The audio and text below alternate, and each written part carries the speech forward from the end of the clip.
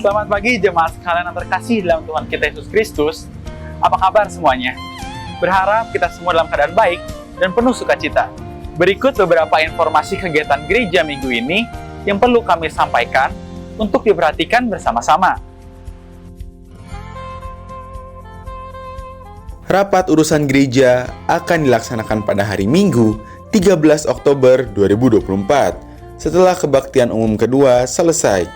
Bertempatan di Aula Lantai 1 Gereja Bait Lahim. Kami mengundang kepada seluruh anggota jemaat untuk ambil bagian, hadir, dan berpartisipasi demi kemajuan gereja kita tercinta. Shalom kaum lansia Bait Lahim.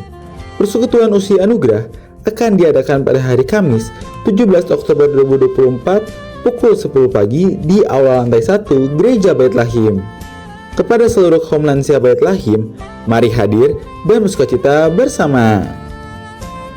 Persekutuan PBI Junior akan diadakan pada hari Jumat 18 Oktober 2024 pukul 18 di ruang media lantai 1 Gereja Bait Lahim. Dengan kegiatan sesi 1, sharing dan diskusi firman Tuhan. Dilanjutkan dengan kegiatan sesi 2, membuat dekorasi Natal.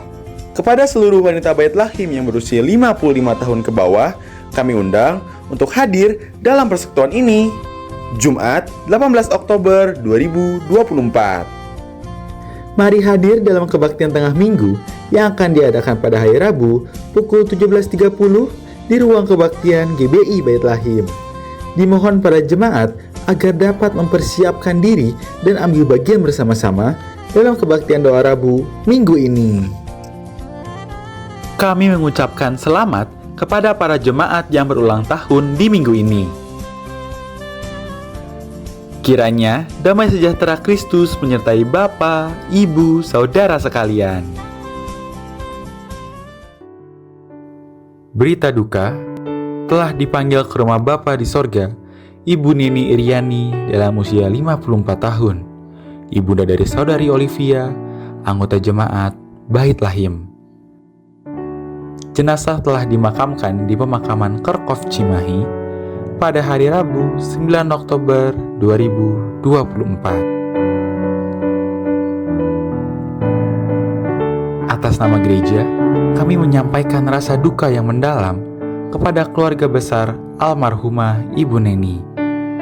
Kiranya Tuhan kita Yesus Kristus senantiasa menyertai dengan kekuatan dan penghiburan bagi seluruh anak-anak yang ditinggalkan serta keluarga besar yang terkasih. Informasi lebih jelas dapat Anda simak dalam Warta Gereja. Dimohon jemaat sekalian dapat ambil bagian dalam kegiatan-kegiatan ini. Demikian informasi yang dapat kami sampaikan pada pagi hari ini. Selamat melanjutkan ibadah. Tuhan Yesus memberkati kita semua.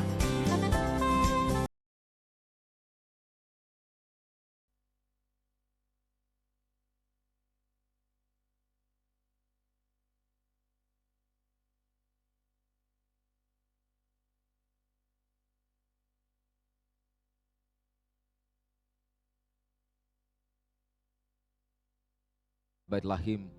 Oleh sebab itu saya menyapa kita semua. Selamat datang, selamat berbakti bagi kita semua. Kiranya suasana penyembahan kita pagi ini membawa kita semakin dalam dengan Tuhan dan semakin mengasihi Tuhan kita Yesus Kristus. Demikian yang ada di rumah. Terima kasih untuk kesetiaannya dalam mengikuti live streaming Gereja Baptis Indonesia Bait Lahim. Dan juga saudara-saudara yang ada di Australia, luar biasa untuk kasihnya bagi Bait Lahim, sehingga terus berkesempatan untuk mengikuti siaran yang boleh dinikmati dalam penyembahan di setiap kebaktian Gereja Baptis Indonesia Bait Lahim. Kami sungguh bangga bisa menjadi keluarga besar, dan harapan kami adalah kita berdoa supaya tangan Tuhan yang penuh kasih senantiasa menyertai dan memberkati kita sekalian. Sekali lagi selamat datang, selamat bergabung. Tuhan Yesus memberkati kita semua. Kita berdiri bersama-sama. Kita mohon doa dan pimpinan Tuhan pagi ini. Terpujilah Engkau Allah kami yang hidup, Bapa yang baik bagi kami semua. Kami sungguh mengucap syukur pagi hari ini atas rahmat dan kasih-Mu yang besar bagi kami semua. Kami boleh diizinkan untuk bersama-sama ada pagi ini untuk menyenangkan-Mu Tuhan dan memuliakan nama-Mu dalam penyembahan kebaktian yang pertama di gereja kami. Kami meletakkan seluruh acara kebaktian yang pertama pada pagi hari ini. Biarlah Engkau yang ditinggikan di dalamnya. Terpujilah Engkau Tuhan, kuduskan kami semua dan berkati seluruh rangkaian ibadah hari ini. Di dalam nama Yesus Kristus Tuhan kami berdoa dan bersyukur. Haleluya. Amin. Silakan duduk kembali. Tuhan memberkati kita semua.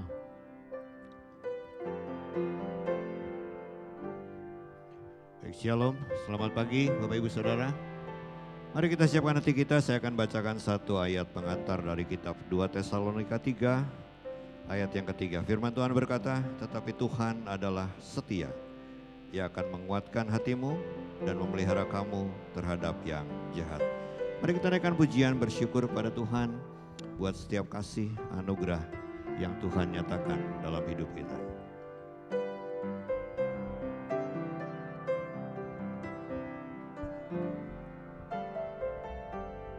Ku ada sebab anugerah-Mu, ku ada karena kasih-Mu, Tuhan Yesus.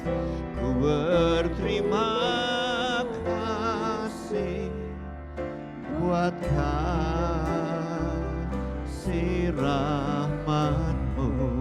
Sekali katakan.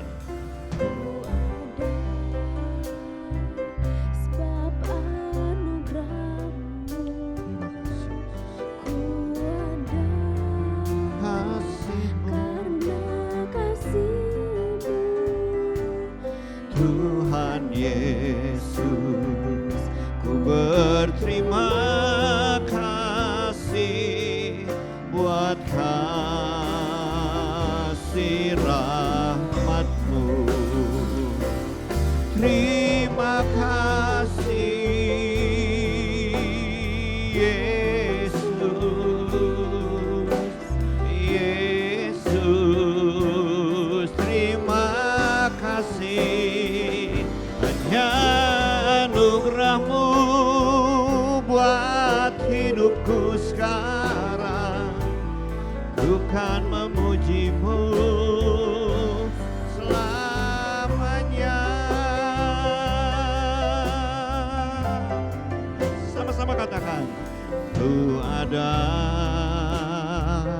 sebab anugerah-Mu, ku ada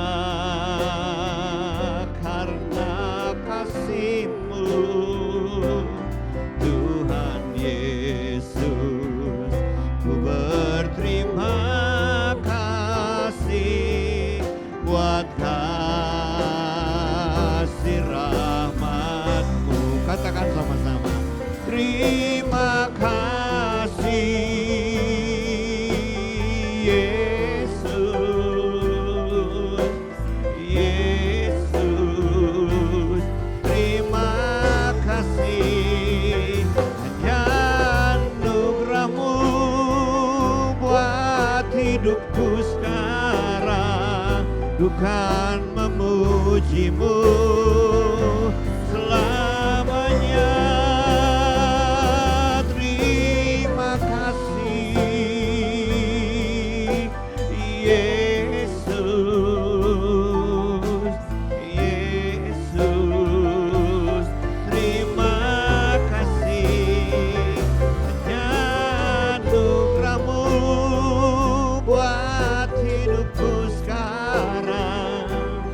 Ku kan memuji-Mu selamanya.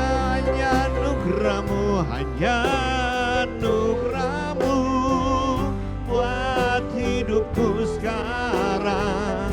Ku kan memuji-Mu selamanya. Hanya anugerah-Mu buat hidupku sekarang. Ku kan memuji-Mu selamanya. Terima kasih Tuhan sebab anugerah-Mu yang membuat kami boleh tetap ada sampai hari ini. Dalam nama Yesus kami bersyukur. Haleluya. Amin. Mari kita berdiri sama-sama. Saya ajak Bapak Ibu menaikkan satu pujian yang mengingatkan kita akan kesetiaan yang harus kita pelihara.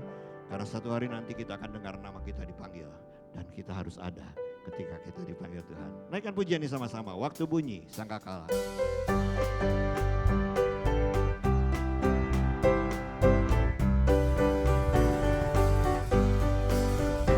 Waktu dunia berakhir dan kiamat tibalah.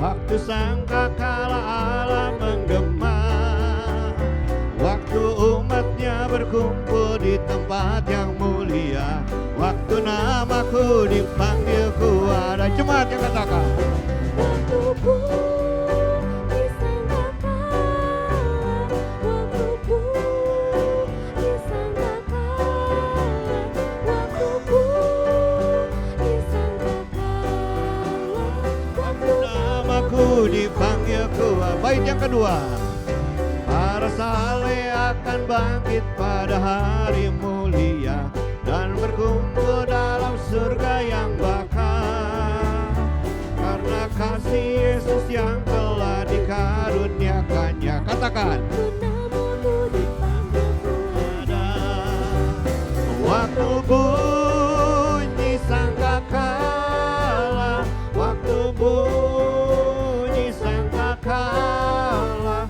waktu bunyi sangkakala, waktu namaku dipanggil ku ada. Jemaat yang katakan, Mari kita melayani Tuhan hingga melambat, mari terus bersaksi akan kasih-Nya. Bila hidup muda dan kerjaku pun genap, waktu namaku dipanggil ku ada. waktu bunyi sangkakala, waktu bunyi sangkakala, waktu bunyi sangkakala, waktu namaku dipanggil ku ada. Waktu bunyi sangkakala, waktu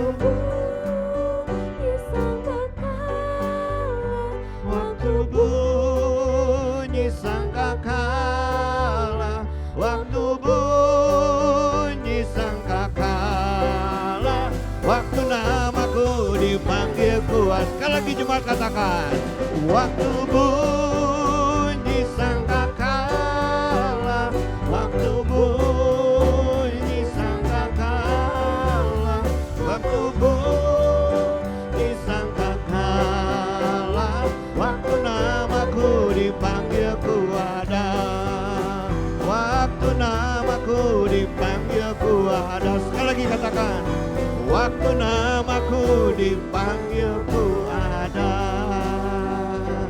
Amin. Silakan Bapak Ibu saudara duduk kembali. Mari kita tetap setia sama Tuhan, sebab kita tidak pernah tahu kapan Tuhan akan panggil kita. Kita akan sama-sama berdoa. Kita menaikkan setiap syafaat kita pada Tuhan. Percayalah bahwa setiap doa kita didengar oleh Dia. Iman kita yang mendasari doa kita. Dan yakinilah Dia menjawab doa kita.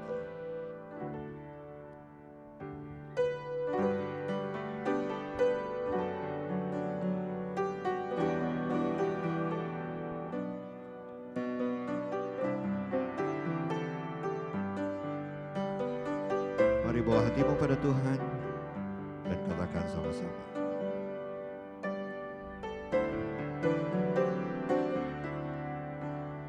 Tak terbatas kuasa-Mu Tuhan,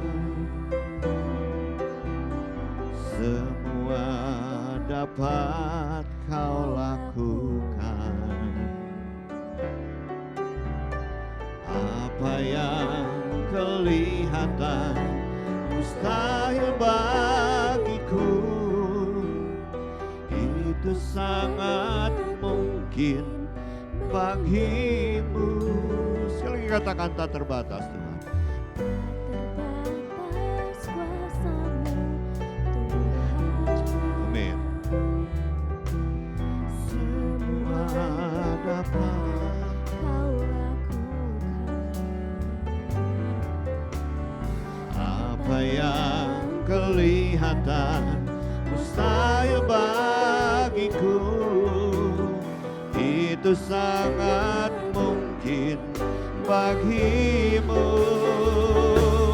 Di saat ku tak berdaya, kuasa-Mu yang sempurna. Ketika ku percaya mujizat itu nyata, bukan karena kekuatan, namun Roh-Mu ya Tuhan. Ketika ku berdoa, mujizat itu nyata. Singer dan jemaat yang katakan tak terbatas kuasa-Mu Tuhan. terbatas kuasa-Mu Tuhan. Semua dapat Kau lakukan.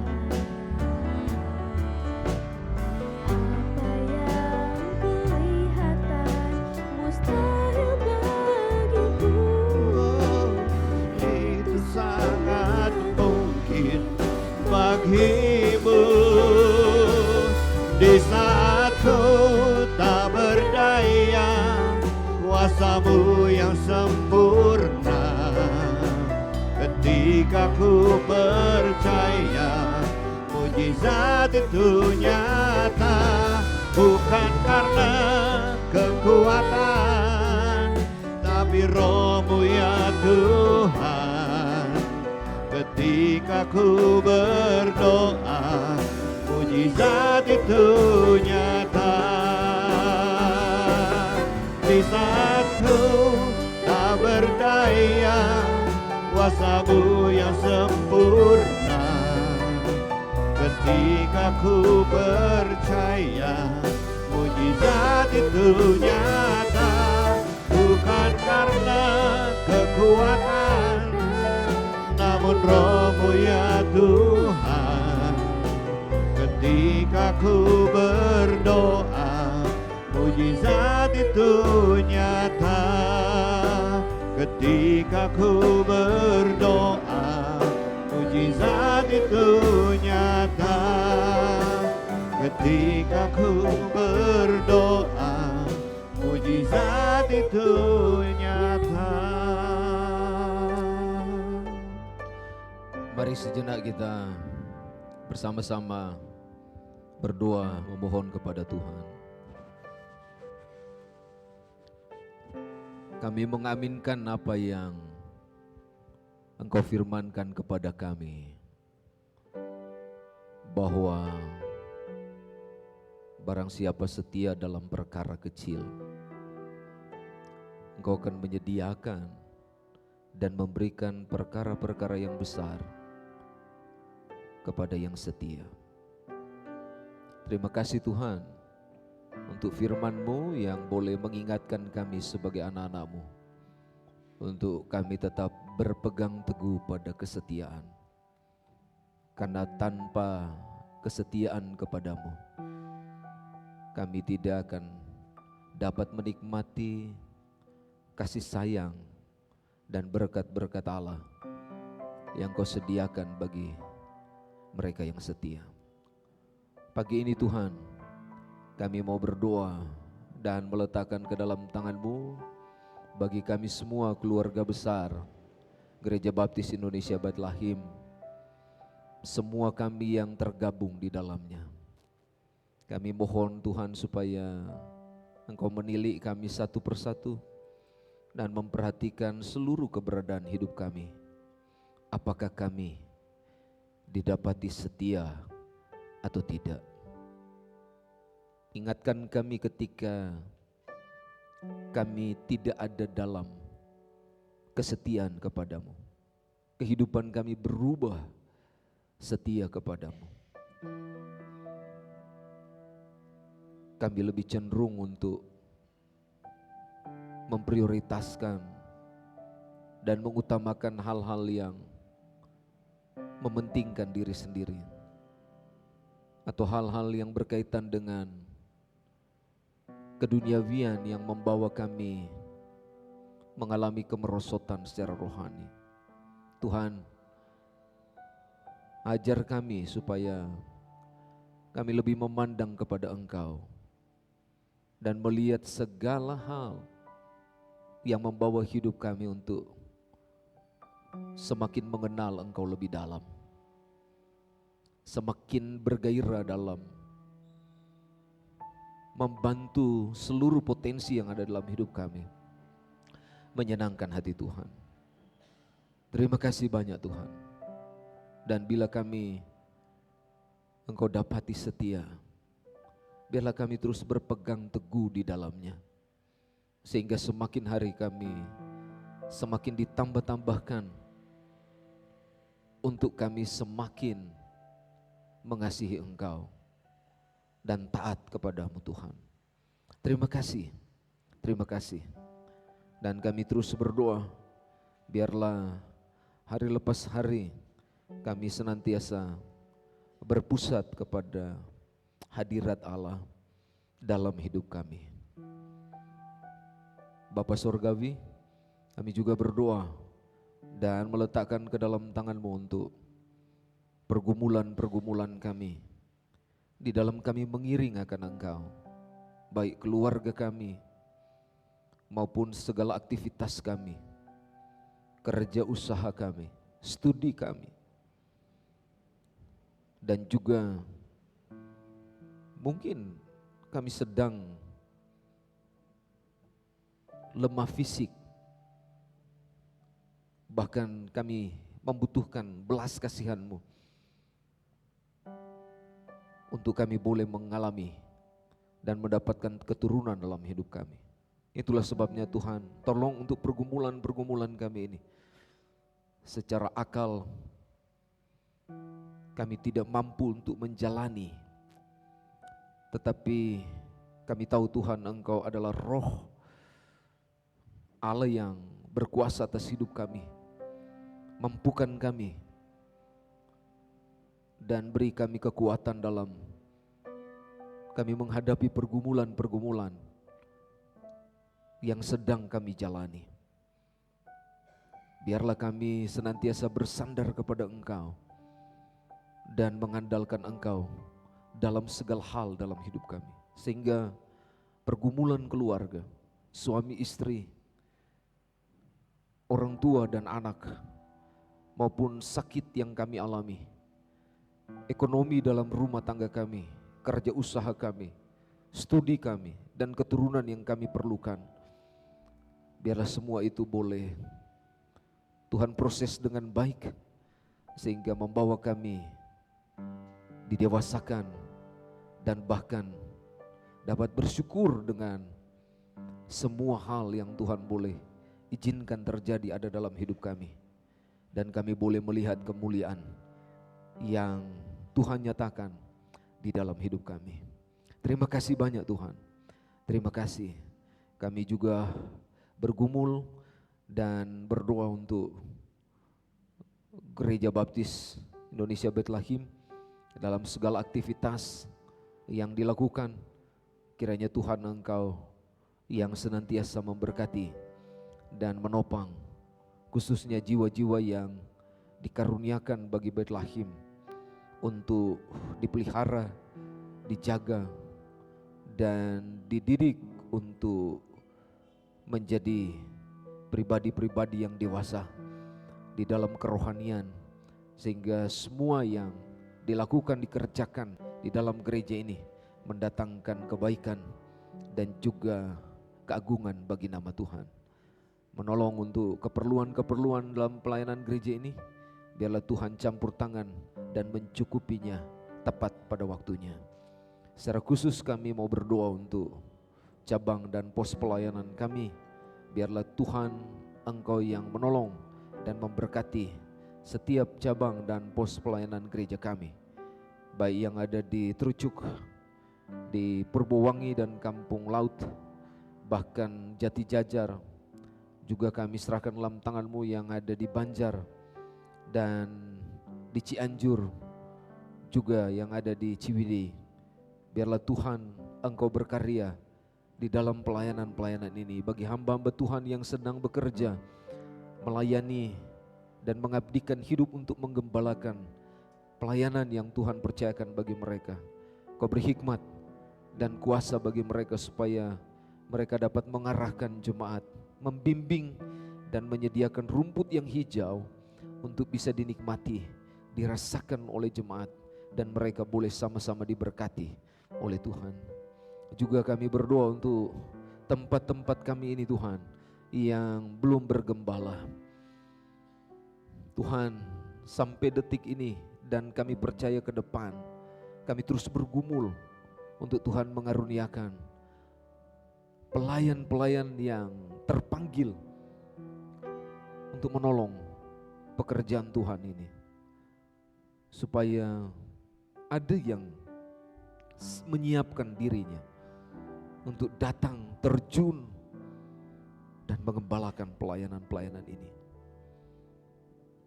Kami tidak putus asa ya Tuhan, tapi kami terus berharap kepadamu supaya Engkau berbelas kasihan dalam pelayanan ini. Kami menunggu dan terus bergumul untuk hal ini. Berkaryalah ya Tuhan. Terima kasih banyak Bapa. Terima kasih. Kami juga berdoa dan meletakkan ke dalam tangan-Mu untuk setiap kebaktian di gereja kami dan persekutuan yang diadakan. Tuhan, biarlah Engkau yang menjadi pusat hadirat Allah di dalamnya.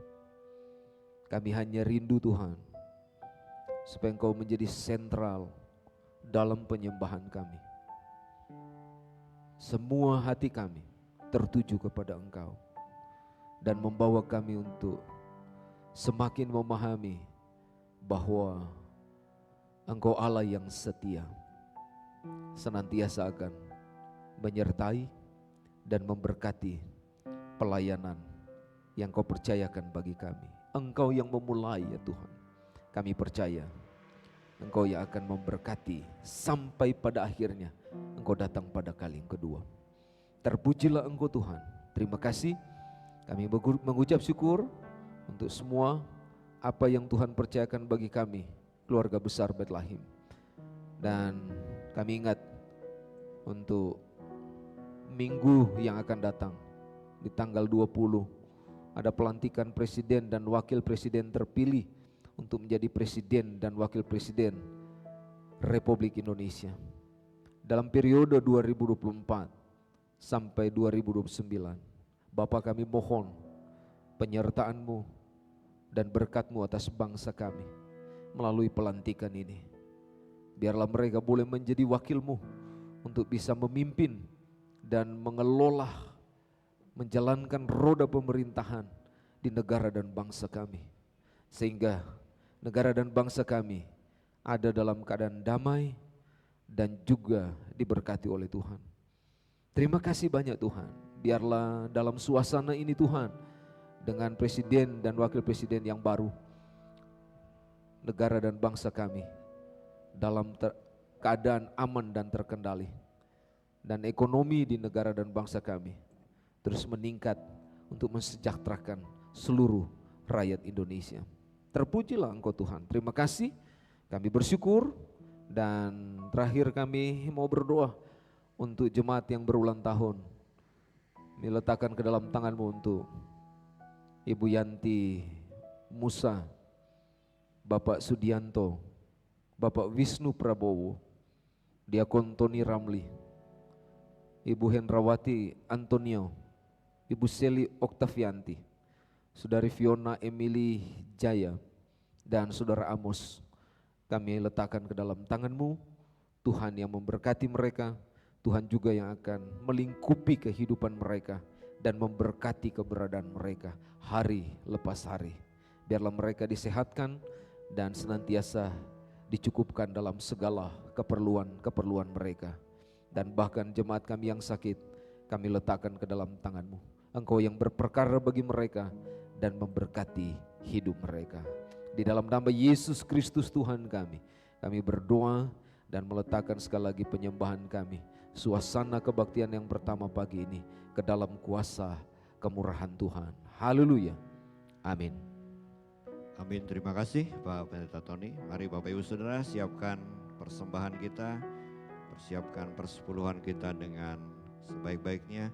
Kita akan memberikan yang terbaik kepada Tuhan. 1 Tawarikh 16 ayat 29 berkata, berilah kepada Tuhan kemuliaan namanya, bawalah persembahan dan masuklah menghadap Dia.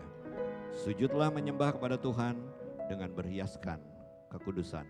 Kepada petugas kami persilakan untuk menjalankan kantong persembahan sambil kita naikkan pujian. Betapa hatiku.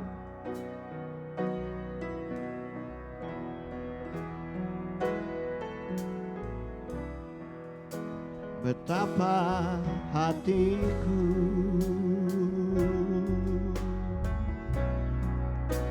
berterima kasih Yesus, Kau mengasihiku,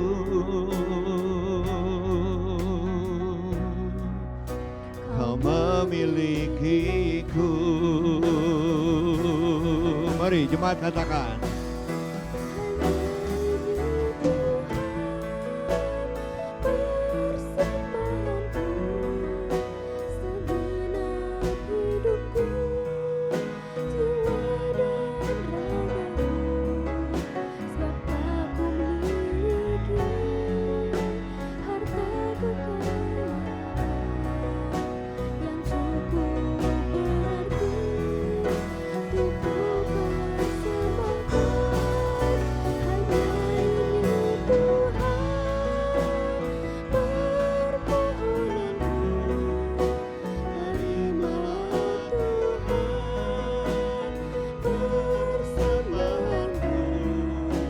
pakailah hidupku sebagai alatmu seumur hidupku.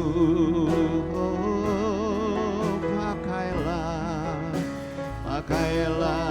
hidupku sebagai alatmu seumur hidupku. Sekali lagi saya undang Bapak Ibu Saudara bangkit berdiri bersama-sama, kita akan berdoa menyerahkan persembahan ini kepada Tuhan. Bapak, terima kasih untuk semua kesempatan yang Tuhan selalu berikan dalam hidup kami. Kami tahu, kami ada, kami bisa, kami dapat, itu semua hanya karena anugerah-Mu. Bahkan persembahan persepuluhan yang hari ini kami bisa kumpulkan, itu pun hanya karena anugerah-Mu. Oleh karena itu kami hanya mau kembalikan untuk kemuliaan nama Tuhan. Dan Bapa yang memberkati persembahan persepuluhan ini menjadi berkat untuk gereja ini, untuk sekeliling gereja ini, sehingga nama Tuhan semakin dipermuliakan. Terima kasih, segala puji hormat kami kembalikan bagi Yesus Tuhan kami. Haleluya, amin. Terima kasih, silakan Bapak Ibu Saudara duduk kembali. Petugas, terima kasih. Siapkan hati kita untuk terima berkat lewat kebenaran firman Tuhan. 1 Samuel pasal 15 ayat yang pertama menjadi dasar khotbah yang akan disampaikan oleh Gembala Sidang. Firman Tuhan berkata, berkatalah Samuel kepada Saul, aku telah diutus oleh Tuhan untuk mengurapi engkau menjadi raja atas Israel umatnya. Oleh sebab itu, dengarkanlah bunyi firman Tuhan. Mari kita siapkan hati kita, percayalah bahwa firman Tuhan itu ya dan amin yang akan pelihara kita, sertai kita dan menolong kita melewati hari-hari ini. Ya Tuhan, ku percaya. Silakan Elai.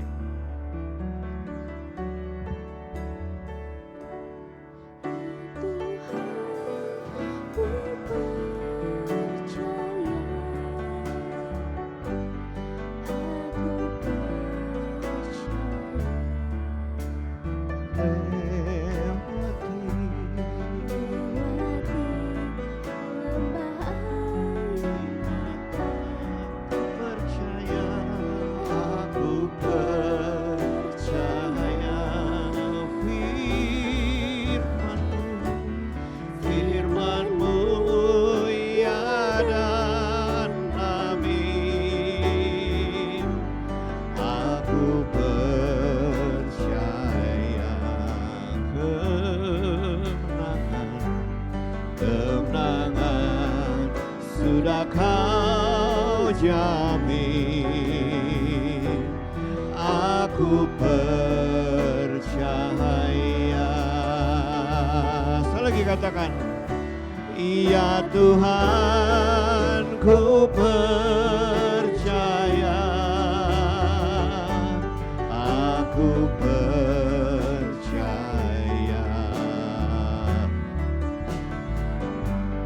Lewati lembah air mata, aku percaya.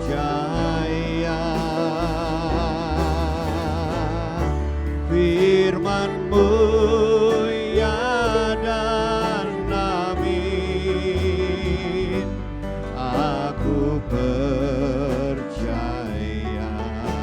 katakan kemenangan. Kemenangan sudah kau jamin. Aku percaya kemenangan. Kemenangan sudah kau jamin. Aku percaya. Sekali lagi katakan kemenangan. Kemenangan sudah kau jamin. Aku percaya.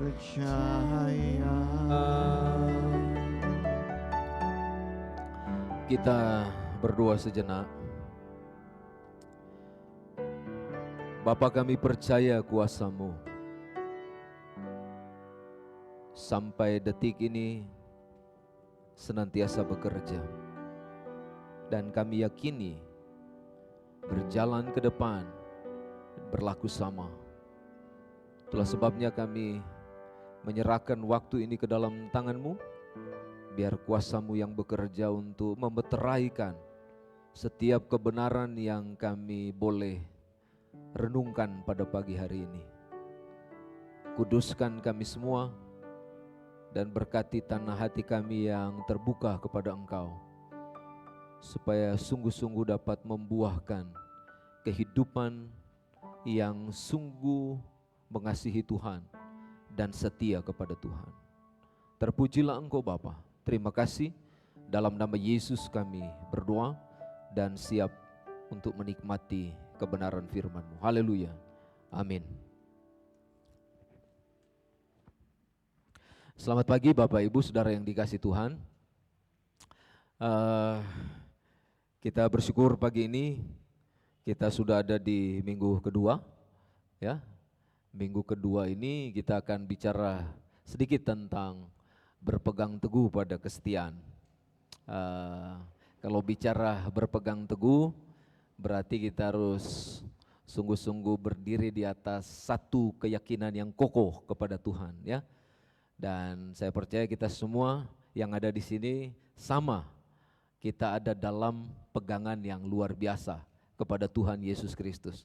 Tapi walaupun kita memiliki keyakinan yang sama, tapi kalau bicara kesetiaan, nah ini perlu diuji, ya. Karena kesetiaan itu adalah proses dari apa yang sungguh-sungguh menjadi keyakinan kita semua. Dan kita tahu kenapa kita harus setia, karena kesetiaan adalah perintah yang Tuhan berikan kepada kita. Itu bukan saja sebagai nasihat, dorongan atau motivasi buat kita, tetapi itu adalah perintah Tuhan. Dan tidak hanya perintah, tapi ini adalah buah dari kehidupan orang-orang yang mengasihi Tuhan. Itulah sebabnya kalau saudara lihat kebenaran Alkitab, ya, baik dalam perjanjian lama maupun perjanjian baru, Tuhan mengajarkan kepada kita supaya kita senantiasa setia, ya. Kenapa? Karena rupanya kesetiaan adalah kunci dalam kehidupan orang percaya untuk bisa menikmati kebersamaan dengan Tuhan, untuk bisa menikmati berkat Allah. Tanpa kesetiaan, Alkitab menyampaikan kepada kita bahwa kita tidak akan dapat diberkati oleh Tuhan. Amin. Ya, jadi memang kesetiaan ini penting sekali. Dan bahkan kalau kita lihat dalam Alkitab, kita akan menemukan bagaimana Alkitab mengajarkan kepada kita bahwa ketika Tuhan datang, ya, ketika Tuhan datang kembali, Dia mendapati atau mencari, menemukan orang-orang yang setia. Jadi rupanya kesetiaan ini sangat prioritas di hadapan Tuhan, ya. Jadi tidak main-main ketika Tuhan mengajarkan dan membawa kita untuk mengarahkan hidup kepada kesetiaan. Makanya ada ayat di dalam firman Tuhan, Dia berkata, kalau kita tidak setia, Tuhan tetap setia. Betul? Kalau kita tidak setia, Tuhan tetap setia. Ya. Apapun yang kita mau lakukan, Alkitab bilang Tuhan tetap setia dalam hidup kita. Saudara, kalau saudara ingat pemimpin-pemimpin di beberapa negara termasuk bangsa Indonesia, kira-kira kalau saudara rewind sedikit ya dalam pemikiran Bapak Ibu Saudara, kira-kira siapa yang paling setia bagi bangsanya, bagi negaranya? Ada? Setia kalau dalam kategori ini pemimpin bangsa, berarti kalau dia setia kategorinya begini, dia tidak mementingkan diri sendiri, dia tidak korupsi, dia tidak nepotisme, ya, dia tidak kolusi. Ada? Susah ya cari yang seperti itu. Kira-kira kalau saudara ingat negara mana atau bangsa mana yang pemimpinnya dia tidak dalam kategori ini.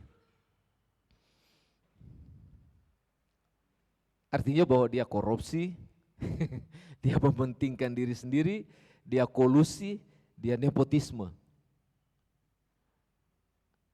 Hah? Ada?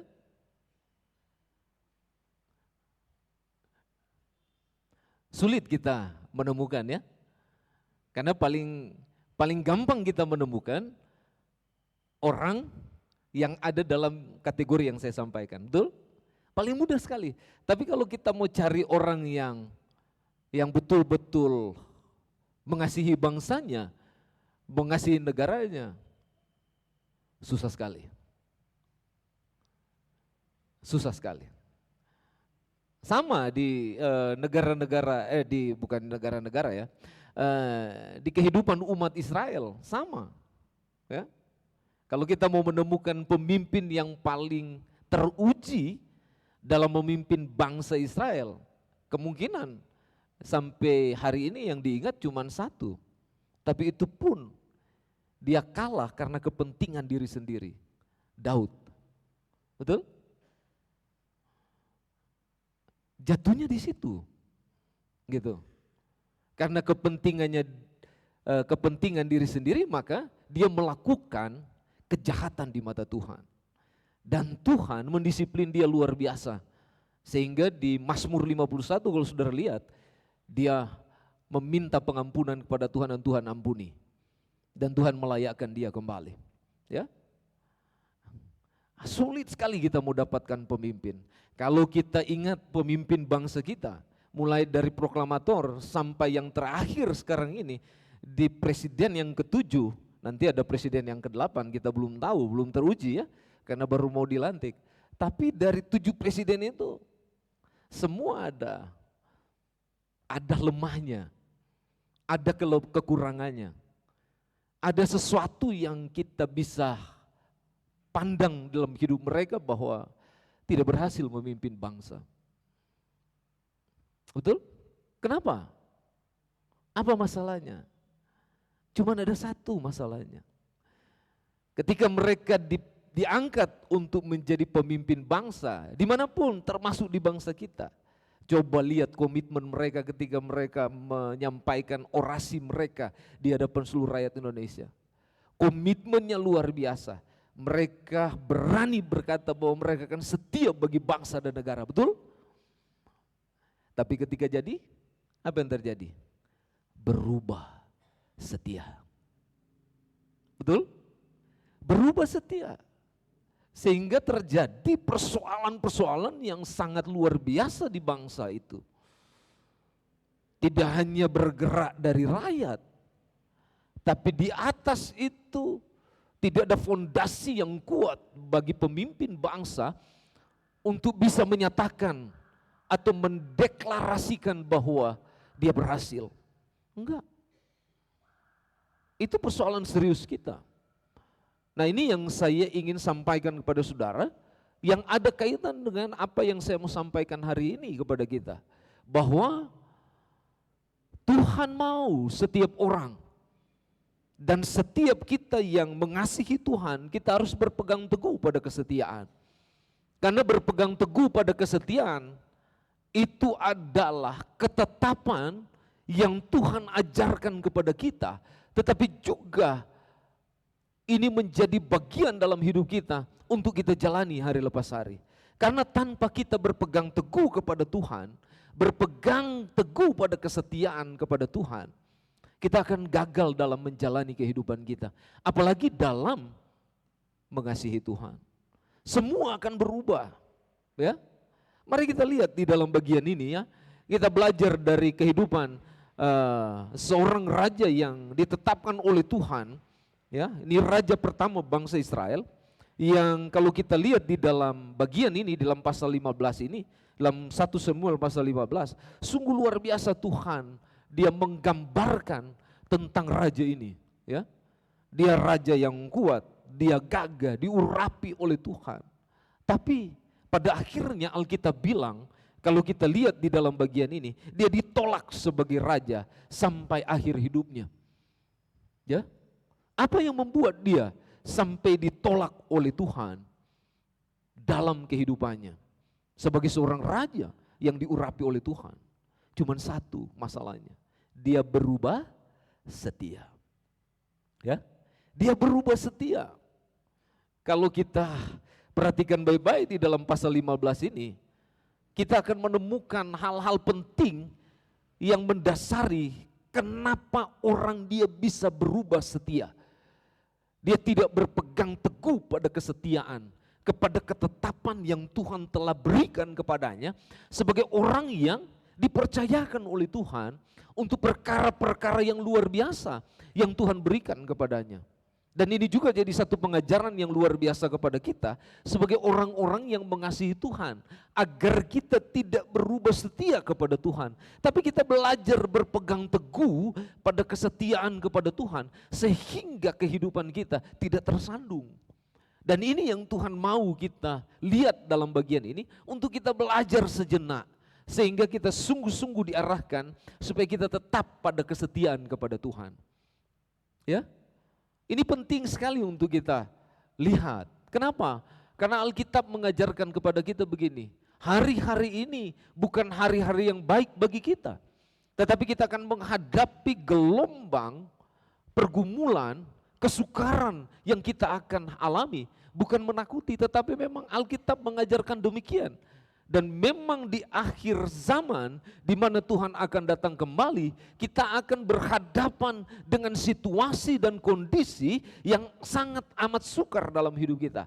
Kalau kita tidak berpegang teguh pada kesetiaan kepada Tuhan, kita akan berubah setia dan kita akan kompromi dengan segala sesuatu.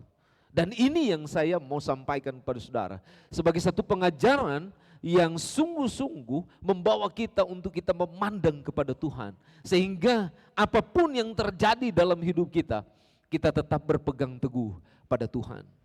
Saudara yang saya kasih dalam Tuhan, mari kita perhatikan baik-baik di dalam bagian ini yang membuat seseorang berubah setianya kepada Tuhan. Apa itu? Nah, kalau saudara lihat di dalam 1 Samuel pasal 15 ayat 9, dia berkata begini, ya, firman Tuhan berkata begini. Kalau saya baca ayat 1 sampai ayat 9 saja, karena ini agak panjang, mari kita sabar mendengarkan. Sejenak saya baca begini. Berkatalah Samuel kepada Saul, aku telah diutus oleh Tuhan. Luar biasa bahasa yang dipakai di sini. Aku telah diutus oleh Tuhan untuk mengurapi engkau menjadi raja atas Israel umatnya. Oleh sebab itu dengarkanlah bunyi firman Tuhan. Beginilah firman Tuhan semesta alam. Aku akan membalas apa yang dilakukan oleh orang Amalek kepada bangsa Israel. Karena, perhatikan baik-baik di sini, yang dilakukan Tuhan kepada Amalek. Karena orang Amalek menghalang-halangi mereka ketika orang Israel pergi dari Mesir. Jadi waktu orang Israel keluar dari Mesir dihalangi oleh orang Amalek. Bagi Tuhan ini adalah perbuatan yang bertentangan dengan apa yang Tuhan inginkan. Ayat 3, Perhatikan baik-baik. Jadi pergilah sekarang, kalahkanlah orang Amalek, tumpaslah segala yang ada padanya, dan janganlah ada belas kasihan kepadanya. Bayangkan ya, amarah Tuhan terhadap orang Amalek yang coba menghambat pekerjaan Tuhan. Bunuhlah semuanya, laki-laki maupun perempuan, kanak-kanak maupun anak-anak yang menyusu, lembu maupun domba, unta maupun keledai. Tidak boleh ada yang sisa. Lalu Saul memanggil rakyat berkumpul dan memeriksa barisan mereka di Telaim. Ya, ada 200.000 orang pasukan berjalan kaki dan 10.000 orang Yehuda. Setelah Saul sampai ke kota orang Amalek, disuruhnyalah orang-orang menghadang di lembah. Berkatalah Saul kepada orang Keni, berangkatlah, menjauhlah, pergilah dari tengah-tengah orang Amalek, supaya jangan kulenyapkan kamu bersama-sama dengan mereka.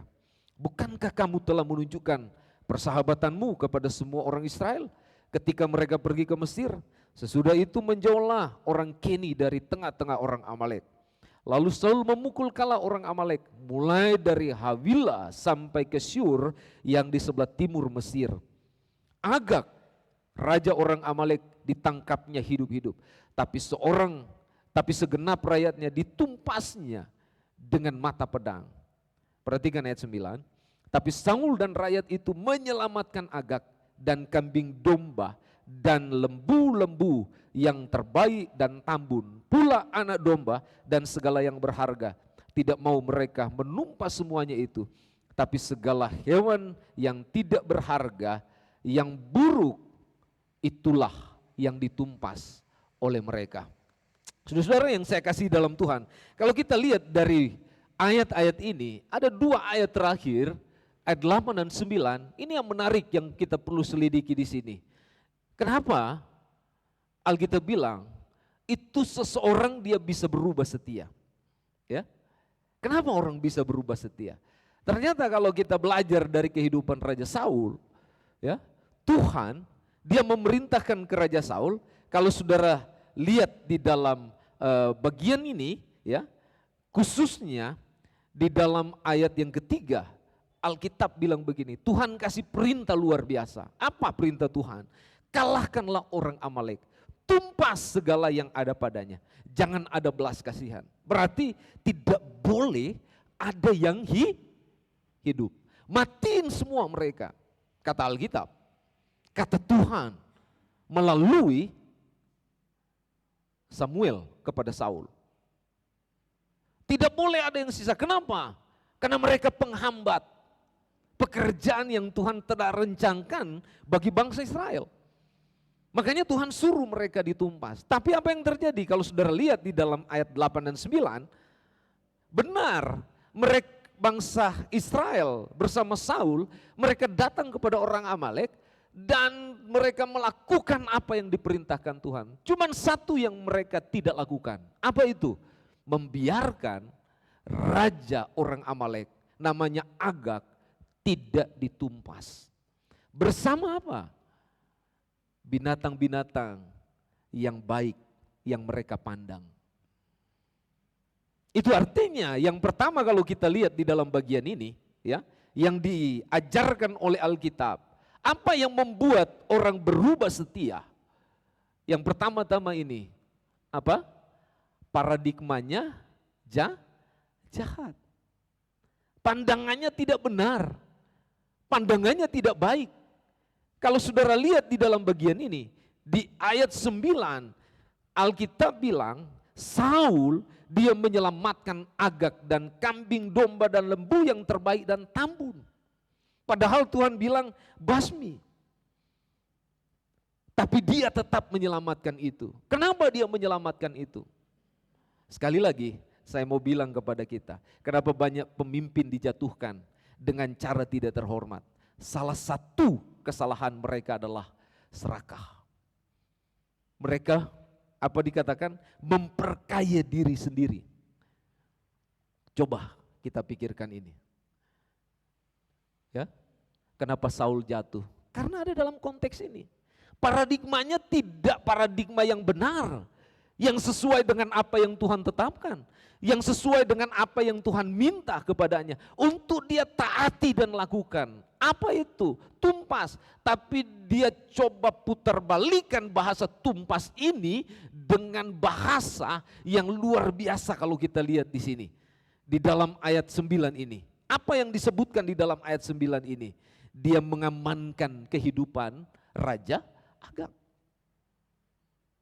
Kenapa dia mengamankan kehidupan Raja Agag? Karena ada hasil yang dia lihat di situ yang bisa memperkaya hidupnya. Ini persoalan serius di dalam kehidupan dari orang-orang yang dipilih Tuhan untuk melakukan pekerjaan Allah. Ya, Tuhan tidak senang dengan orang-orang yang seperti ini, yang memiliki paradigma yang tidak sesuai dengan apa yang Tuhan tetapkan. Ini sebenarnya mau mengajarkan kepada kita juga sama. Ketika kita mengikut Tuhan, Tuhan mau paradigma kita itu benar. Pandangan kita itu benar. Terhadap apa? Bukan hanya terhadap apa yang Tuhan firmankan kepada kita, tetapi apa yang kita pandang kepada Tuhan, itu harus benar. Ya? Itu harus sesuai dengan apa yang menjadi keyakinan kita yang kuat, bahwa dialah Tuhan penguasa langit dan bumi, dan juga yang mengasihi hidup kita. Ini yang penting di dalam bagian ini. Makanya kalau kita lihat di dalam bagian ini, Tuhan menolak Raja Saul. Coba lihat, orang kalau paradigmanya jahat, apa yang terjadi? Ya? Integritas hidupnya tidak benar, dia rusak. Bahasa lainnya di sini adalah kelakuannya kotor. Dia tidak memiliki kehidupan yang baik, baik secara jasmani maupun secara rohani. Orang kalau dia paradigmanya seperti ini, ya, artinya orang yang tidak berintegritas, dia tidak memiliki hati yang takut akan Tuhan. Dia tidak menghormati Tuhan. Dia selalu memihak kepada kejahatan. Makanya orang kalau dia ada dalam konteks ini, kalau integritasnya rusak, kalau bahasa kasar kita ya, orang-orangnya, dia munafik orang begitu. Saul dia ada dalam konteks ini. Saya mau tanya kepada kita, maaf saudara-saudara juga yang mendengar di rumah. Saudara tahu tentang Soeharto? Kenapa dia jatuh di tahun 98? Apa yang menyebabkan dia jatuh? Karena paradigma. Ya. Tapi kalau kita lihat sepanjang 32 tahun, luar biasa dia kerjakan bagi bangsa kita, ya. Ada yang ngerasa susah selama 32 tahun? Beras murah. Betul Bu Dewi?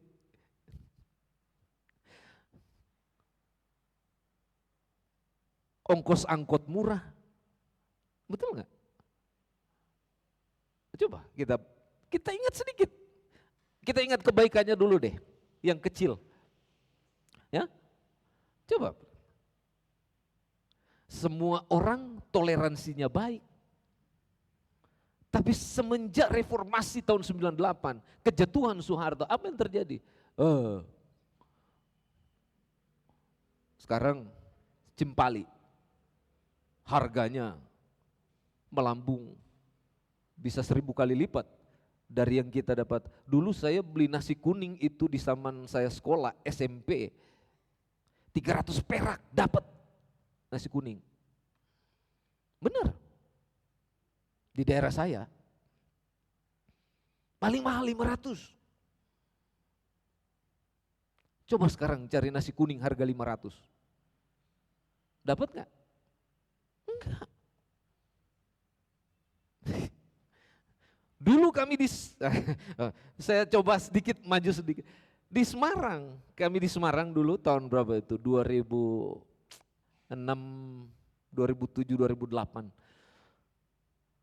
Kami bisa dapat nasi kucing. Harganya berapa? Berapa, Mam? 1000. Coba bayangkan. Bisa kenyang. Sekarang coba cari nasi kuning, dapat 1000 enggak? Itu pun sudah reformasi ya. Ini persoalan kita. Kenapa? Soeharto jatuh karena paradigma. Akhirnya integritas dia yang baik tidak lagi dipandang sebagai kebaikan. Karena dianggap sebagai pemimpin yang tidak jauh berbeda dengan Saddam Hussein. Betul nggak? Apakah kita lagi mau melihat pemimpin yang baru sekarang seperti itu? Presiden yang ke-7 atau yang ke-8 sekarang? Sekarang aja presiden yang ke-7 udah diodok-odok sama orang. Kenapa? Sekali lagi, kualitasnya ada di sini. Itu sebenarnya mau mengajarkan kepada kita apa? Jadilah kita orang-orang yang punya paradigma yang baik, supaya integritas kita teruji di hadapan Tuhan. Dan ini yang Tuhan mau kita lakukan. Kita harus menghormati Tuhan dalam hidup kita. Supaya apa? Tuhan berkenan kepada kita. Dari mana kita tahu kita menghormati Tuhan? Kesetiaan. Ini yang Tuhan mau kita lakukan. Kita perlu setia kepada Tuhan. Sebagai dasar perintah Tuhan kepada kita untuk kita mengerjakan dan menjalani kehidupan kita hari lepas hari. Kalau kita setia kepada Tuhan, Alkitab bilang, kita tidak memiliki hati yang seperti ini. Ya? Luar biasa kalau kita lihat bagian ini. Yang kedua, kalau kita lihat di sini, nih, orang kalau dia punya paradigma jahat, dia akan kompromi dengan kejahatan. Ya? Padahal Tuhan mengajarkan begini, kalau saudara bandingkan dengan Yeremia 44 ayat 4, firman Tuhan bilang begini. Janganlah hendaknya kamu melakukan kejijikan yang aku benci ini. Apa itu? Ini. Tuhan marah, Tuhan benci kepada kejijikan. Artinya Tuhan tidak mau memberkati orang-orang yang ada dalam kategori ini. Termasuk Saul, Tuhan ambil apa yang menjadi hak Saul. Yang Tuhan telah tetapkan buat dia. Dan dia tidak lagi memberkati Saul. Dan selain kompromi dengan kejahat, berdampak buruk. Dampak buruknya apa? Kalau perintah Tuhan di sini jelas tumpas dan tidak dilakukan oleh Saul, ini akan berdampak pada apa yang ada di kemudian hari kepada bangsa itu. Ya, berarti dia tidak taat kepada Tuhan, betul? Apa yang terjadi? Coba lihat bangsa Israel, taat enggak kepada Tuhan? Enggak, kenapa? Ini dampak dari paradigma yang jahat, dari pemimpin-pemimpin yang telah ditetapkan Tuhan, tapi mereka menyimpang kepada Tuhan, berubah setia kepada Tuhan. Ini juga menjadi satu pengajaran bagi kita. Sebagai orang-orang yang sudah ditebus oleh Tuhan, kita ini adalah pemimpin-pemimpin rohani. Kenapa? Karena kita disebut hamba Kristus. Ya, berarti kita adalah orang-orang yang dikategorikan sebagai orang-orang yang dipercaya Tuhan untuk menyampaikan berita baik kepada orang lain. Kita itu. Kalau demikian, kehidupan kita harus jelas. Pandangan kita harus benar di hadapan Tuhan. Kita harus menjaga integritas kita dengan baik. Kita tidak boleh kompromi dengan kejahatan. Dan berilah dampak yang baik kepada orang lain. Karena dengan demikian Alkitab bilang, kita sungguh-sungguh akan membawa kehidupan kita untuk memuliakan nama Tuhan. Dan ini yang Tuhan rindukan terjadi buat kita. Kenapa banyak orang jatuh? Karena paradigma. Yang kedua yang Alkitab ajarkan dalam bagian ini. Kalau kita lihat di dalam ayat 11, di dalam pasal 15 ini, firman Tuhan bilang begini kepada kita. Ya, di ayat 11, ayat 10 mulai. Lalu datanglah firman Tuhan kepada Samuel demikian. Aku menyesal karena aku telah menjadikan Saul raja, sebab ia telah berbalik daripada aku dan tidak melaksanakan firmanku. Maka sakit hatilah Samuel, dan ia berseru-seru kepada Tuhan semalam-malaman.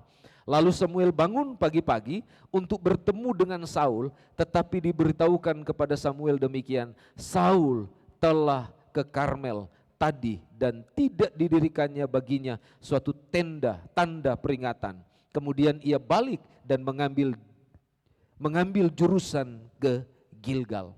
Saudara yang saya kasih dalam Tuhan, yang membuat seorang dia berubah setia Selain paradigmanya jahat, yang kedua Alkitab bilang ini, tidak ada nilai hidup yang baik baginya. Ya. Kalau kita bicara nilai hidup, kalau saudara lihat, coba perhatikan baik-baik dalam bagian ini. Ya, ada kata yang sangat menarik di ayat 11 ini, yang disampaikan oleh firman Tuhan. Dia berkata begini, sebab ia telah berbalik daripada aku. Ya, kata berbalik, telah berbalik dalam teks asli itu, kalau diterjemahkan itu menunjukkan begini, Tuhan itu bukan yang menjadi prioritas. Tuhan itu bukan di depan kita. Tuhan itu bukan sesuatu. Tuhan itu bukan oknum atau pribadi yang kita utamakan. Kalau dalam bagian ini ya, diterjemahkan seperti itu. Jadi kalau dalam bahasa lain dikatakan orang yang telah berbalik berarti dia telah meninggalkan apa yang telah dia tuju di depannya. Dan ini yang disematkan dalam kehidupan Saul. Kalau saudara perhatikan baik-baik, hal ini dapat diartikan bahwa seorang yang dulunya setia, sekarang dikatakan dia tidak setia, atau bahasa yang dipakai dalam bagian ini adalah dia telah berbalik atau dia telah berubah. Padahal yang Tuhan tuntut di dalam bagian ini adalah nilai hidup seseorang. Apa itu? Kesetiaannya untuk tidak balik badan terhadap apa yang dia yakini yang bisa menyelamatkan hidupnya, yaitu Tuhan. Makanya kalau kita lihat di sini, orang kalau dia tidak setia berarti cuma ada satu masalahnya di sini. Apa? Dia mendua. Betul? Dia mendua. Saul, dia mendua hati. Tindakannya membuat Tuhan benci terhadap kelakuan yang seperti itu. Ya. Tindakannya membuat Tuhan menghukum Saul, dia menolak menjadi raja. Karena ada perubahan hidup yang terjadi di dalam hidupnya. Apa itu? Ketidaksetiaan. Yang Tuhan tuntut adalah kesetiaan. Inilah nilai hidup yang baik dalam hidup seseorang, kesetiaan. Makanya saudara baik-baik, kalau saudara bandingkan sedikit dengan Galatia pasal 5 ayat 22, saudara akan temukan di situ satu kata yang luar biasa yang diberikan oleh Tuhan kepada kita. Apa? Kesetiaan. Itu berarti bahwa kesetiaan adalah buah dari kehidupan orang yang bertobat dan percaya kepada Kristus dan yang beriman kepada Tuhan Yesus Kristus. Kalau orang yang beriman kepada Kristus tidak memiliki kesetiaan, atau dia berubah setia, atau dia membelakangi Tuhan, itu berarti bahwa nilai dalam hidupnya itu kosong, tidak ada. Dan ini yang Tuhan ingatkan kepada kita. Apa maksud dengan tidak ada nilai hidup dalam hidupnya? Kalau saudara lihat di dalam bagian ini, ada 3 hal ya yang membuat orang tidak ada nilai dalam hidupnya. Pertama, karena didorong oleh apa? Keduniawian. Ini yang memicu Saul melakukan apa yang salah dan jahat di mata Tuhan. Pada saat dia melakukan apa yang salah di mata Tuhan, dia akan terus-menerus memberontak kepada Tuhan. Makanya tidak salah kalau Alkitab bilang begini, kalau saudara bandingkan dengan Roma pasal 8 ayat 7, dia bilang begini, sebab keinginan daging adalah perseteruan terhadap Allah, karena ia tidak takluk kepada hukum Allah. Jadi keduniawian membuat orang tidak setia kepada Tuhan. Keduniawian membuat orang dia membelakangi Tuhan. Keduniawian membuat orang dia berubah setia.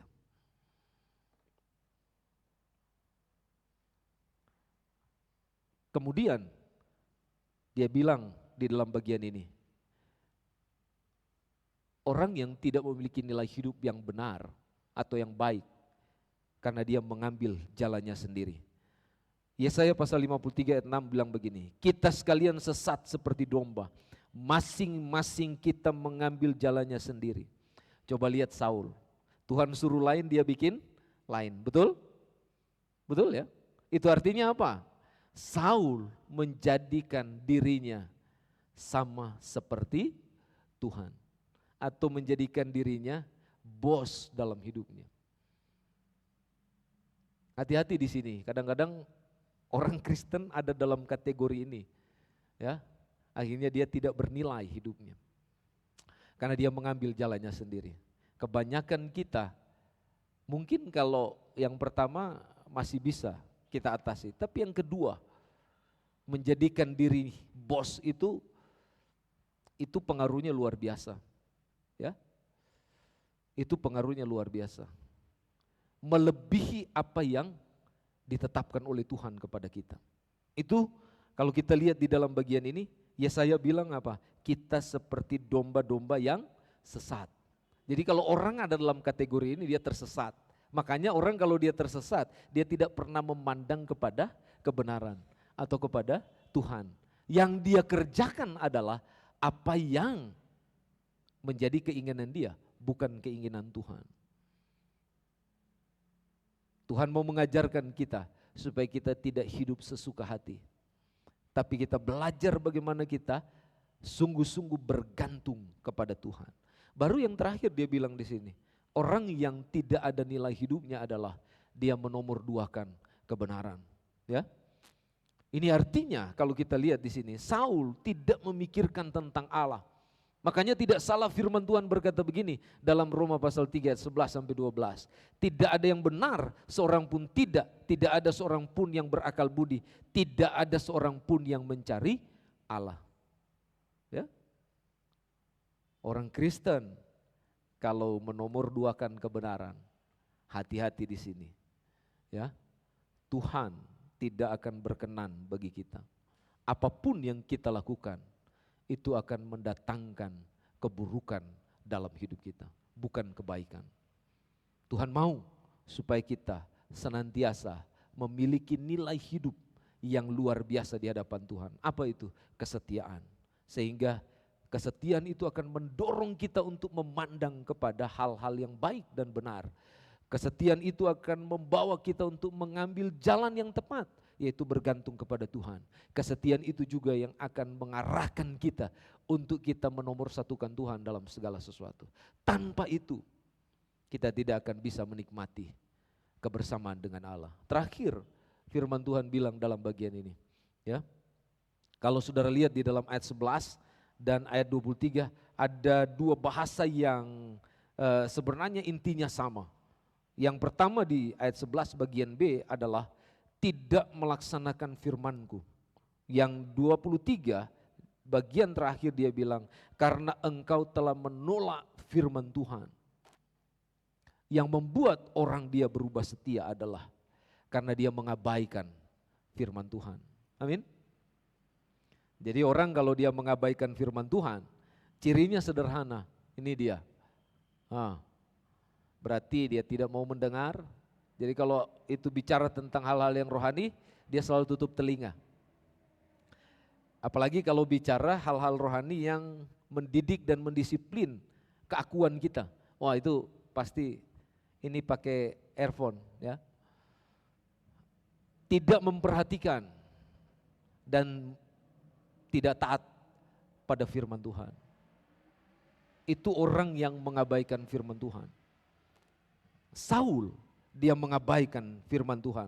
Ini tahapan yang dilakukan dengan tindakan dikategorikan dalam Alkitab adalah tindakan yang disamakan dengan durhaka atau penyembahan berhala. Ya, coba perhatikan di 1 Korintus 10 ayat 14 bilang begini. Karena itu saudara-saudaraku yang kekasih, jauhilah penyembahan berhala. Orang yang masuk dalam tahap ini, dia dimurkai oleh Tuhan. Kalau dia mengabaikan firman. Ada beda enggak Saul dengan Daud? Ada. Bedanya di mana? Perhatikan baik-baik di sini. Kalau Saul, dia mengenal Tuhan hanya sebatas dengan perbuatan-perbuatan Tuhan dalam hidupnya. Dia hanya sebatas melihat perbuatan-perbuatan Tuhan hebat. Ia hanya tahu bagaimana Tuhan menyatakan kuasa bagi umatnya. Sehingga Allah melepaskan cengkraman dari penjajahan. Itu yang dia tahu. Hanya sekedar tahu. Makanya kalau kita lihat kehidupan Saul, karena dia hanya sekedar tahu tentang Tuhan, Saul hidup di area kegelapan. Pikirannya menjadi gelap, dia menjadi serakah, dia tidak percaya kepada Allah, dan dia mengabaikan kebenaran Alkitab. Betul? Itu Saul. Beda dengan Daud. Kalau saudara lihat Daud, saudara akan mendapati Daud itu dia mengenal kebenaran. Dia mengalami kasih Tuhan. Dia taat kepada firman Tuhan. Dia mengenal pikiran-pikiran Allah. Kalau saudara baca Mazmur, saudara akan menemukan bagaimana dia coba menguraikan tentang apa yang dia alami dengan Tuhan. Dia kenal pikiran-pikiran Tuhan. Apa saja yang dikehendaki Tuhan dia tahu. Makanya kita boleh perhatikan bahwa Tuhan tidak membiarkan Daud sendirian. Tapi Tuhan berkarya dalam kehidupan Daud. Ya. Dan Daud juga tidak membiarkan Tuhan ya, untuk bekerja sendirian dalam hidupnya. Tetapi dia menaruhkan semua potensi yang ada dalam hidupnya untuk dipakai oleh Tuhan. Ini yang hebat dalam kehidupan Daud. Itulah sebabnya kalau kita lihat di dalam bagian ini. Beda antara Saul dengan Daud. Saul hanya sekedar tahu, tapi Daud mendalami pikiran-pikiran Allah. Sehingga Alkitab bilang, Daud dia diberkati oleh Tuhan, tapi Saul tidak. Nah, kita mau di mana? Apakah mau sama seperti Daud atau sama seperti Saul? Biarlah ini menjadi perenungan yang kuat dalam hidup kita. Jangan sampai kita menjadi pribadi-pribadi yang sama seperti Saul. Dia mengabaikan firman, tidak mau mendengar, tidak mau memperhatikan, dan menolak untuk taat kepada Tuhan. Ya, jadi ini yang membuat orang berubah setia. Kebalikannya adalah kalau kita mau setia, berarti paradigma kita harus benar di hadapan Tuhan. Ya, kita harus ada nilai yang berharga dalam hidup kita, yang kita boleh persembahkan kepada Tuhan. Kesetiaan. Dan kita tidak boleh mengabaikan firman Tuhan. Barulah kita menjadi orang-orang yang berpegang teguh pada kesetiaan. Kalau kita tidak punya itu, kita sama seperti Saul. Yang Tuhan ambil apa yang menjadi yang paling berharga dalam kehidupan Saul. Itu yang bisa saya sampaikan kepada kita pagi ini. Kesimpulannya ada di sini, ya. Kalau saudara menabur kesetiaan, saudara akan menuai penghargaan dari Tuhan. Ulangan 28 ayat 1-2 berkata begini, jika engkau baik-baik mendengarkan suara Tuhan Allahmu dan melakukan dengan setia segala perintahnya yang kusampaikan kepadamu pada hari ini, maka Tuhan Allahmu akan mengangkat engkau di atas segala bangsa di bumi. Segala berkat ini akan datang kepadamu dan menjadi bagianmu jika engkau mendengarkan suara Tuhan Allahmu. Mari kita tunduk kepala bersama-sama, kita berdoa. Bapa di sorga, terima kasih untuk kebenaran yang boleh kami teliti bersama-sama pagi ini. Biarlah boleh menjadi kekuatan bagi kami, bahwa kami adalah orang-orang yang berpegang teguh pada kesetiaan. Dan terus ajar kami, supaya kami tidak berubah setia. Karena dunia sekarang ini dapat menghambat kehidupan, pengalaman rohani kami dengan Engkau. Kami bergantung kepadamu Tuhan. Terima kasih, terpujilah namamu. Dalam nama Yesus kami berdoa, haleluya, amin. Mari kita berdiri bersama-sama.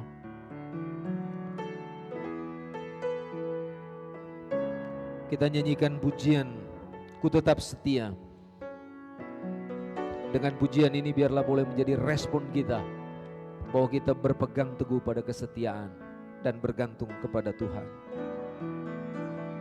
Seperti wanita mengurapimu. Seperti wanita mengurapimu, menangis di bawah kakimu. Demikian hidupku, Demikian hidupku, oh mengasihimu. Yesus, Engkau baik bagiku. Dari awal sekali lagi kita nyanyikan pujian ini, seperti wanita mengurapimu. Seperti wanita mengurapimu, menangis di bawah kakimu. Demikian hidupku, mau mengasihimu. Yesus, Engkau baik bagiku. Sampai akhir ku menutup mata, ku tetap setia menanti janjimu. Sampai ku dapatkan mahkota kehidupanku, ku tetap setia untuk melayanimu. Sekali lagi dari awal kita nyanyikan pujian ini sebagai respon kita kepada Tuhan. Seperti wanita mengurapimu, menangis di bawah kakimu. Demikian hidupku, kau mengasihimu. Yesus, Engkau baik bagiku. Sampai akhir ku menutup mata, ku tetap setia menanti janjimu. Sampai ku dapatkan mahkota kehidupanku, ku tetap setia untuk melayanimu. Sampai akhir ku menutup mata, ku tetap setia menanti janjimu. Sampai ku dapatkan mahkota kehidupanku, ku tetap setia untuk melayanimu. Sampai ku dapatkan mahkota kehidupanku, ku tetap setia untuk melayanimu. Ku tetap setia untuk melayanimu. Mari kita tunduk kepala sejenak. Bapak Ibu Saudara yang dikasihi Tuhan, melalui pujian ini kita diingatkan untuk kita tetap setia. Seberapa jauh kita menanamkan nilai kebenaran dalam hidup kita, seberapa dalam kita menaruh pikiran-pikiran kita di areanya Tuhan.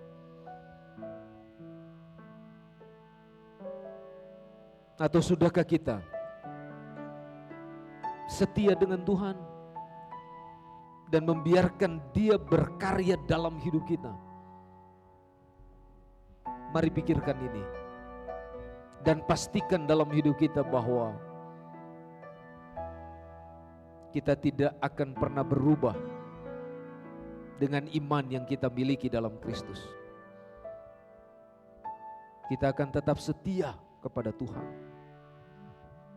Karena kesetiaan adalah kunci rahasia hidup dari orang-orang yang sudah diselamatkan oleh Tuhan. Mari tetaplah setia kepada Tuhan. Ambil waktu sejenak secara pribadi Bapak Ibu berdoa untuk memohon kepada Tuhan, meminta supaya kita tetap setia kepada Tuhan. sampai akhir.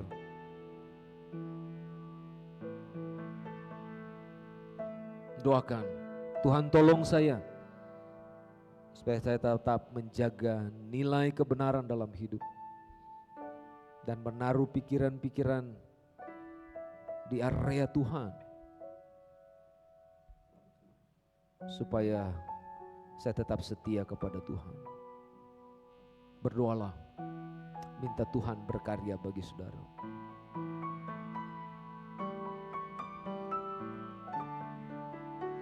Refnya saja kita nyanyikan pujian ini.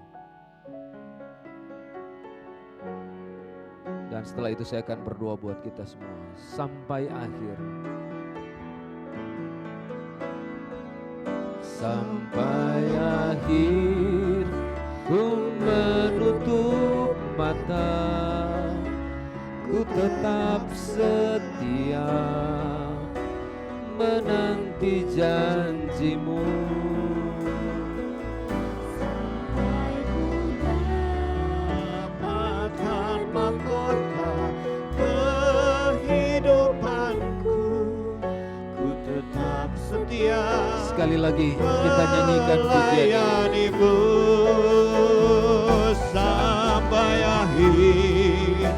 Ku menutup mata, ku tetap setia menanti janjimu sampai ku dapatkan mahkota kehidupanku. Ku tetap setia melayanimu sampai ku dapatkan mahkota kehidupanku. Ku tetap setia melayanimu.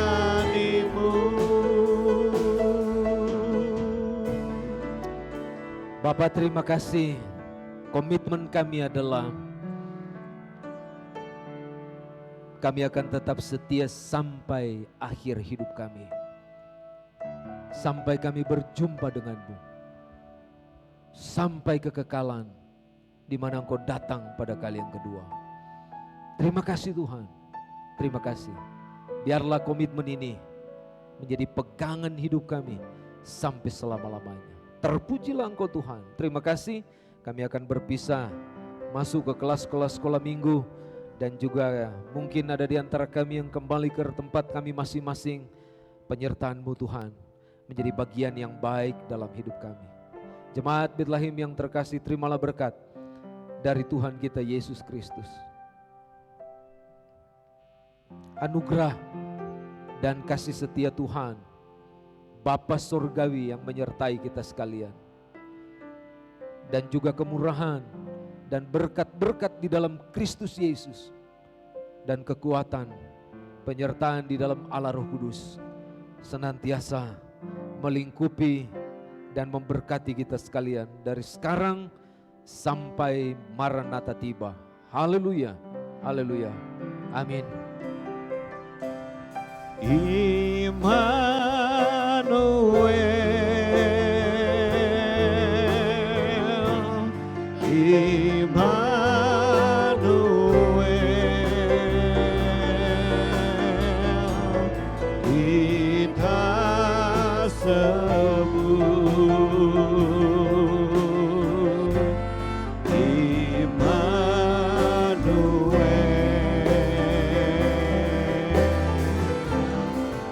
Tuhan serta dengan kita,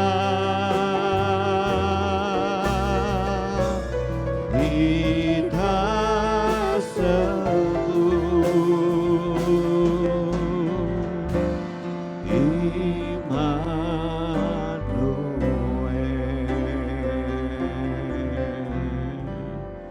Amin. Silakan Bapak Ibu Saudara duduk sejenak, ambil saat teduh sebelum kita meninggalkan ruangan kebaktian ini.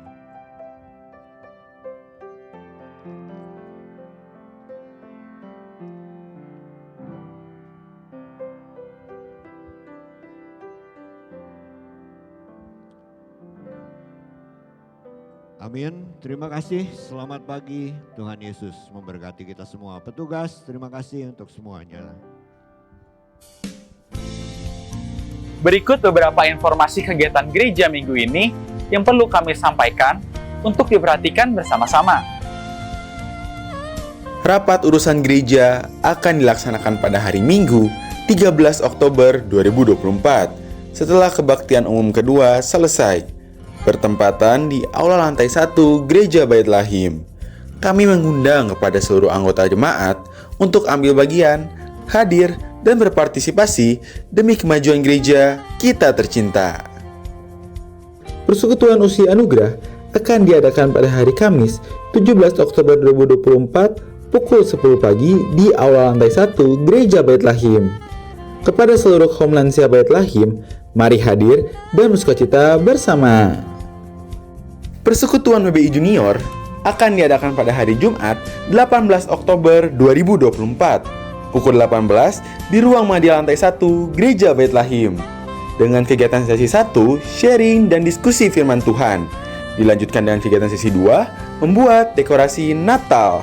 Kepada seluruh wanita Bait Lahim yang berusia 55 tahun ke bawah, kami undang untuk hadir dalam persekutuan ini. Jumat, 18 Oktober 2024. Kami mengucapkan selamat kepada para jemaat yang berulang tahun di minggu ini. Kiranya damai sejahtera Kristus menyertai Bapa, Ibu, Saudara sekalian. Berita duka, telah dipanggil ke rumah Bapa di sorga, Ibu Nini Iriani dalam usia 54 tahun, ibunda dari Saudari Olivia, anggota jemaat Bait Lahim. Jenazah telah dimakamkan di pemakaman Kerkhof Cimahi pada hari Rabu 9 Oktober 2024. Atas nama gereja, kami menyampaikan rasa duka yang mendalam kepada keluarga besar almarhumah Ibu Neni. Kiranya Tuhan kita Yesus Kristus senantiasa menyertai dengan kekuatan dan penghiburan bagi seluruh anak-anak yang ditinggalkan serta keluarga besar yang terkasih. Informasi lebih jelas dapat Anda simak dalam Warta Gereja. Dimohon jemaat sekalian dapat ambil bagian dalam kegiatan-kegiatan ini. Demikian informasi yang dapat kami sampaikan pada pagi hari ini.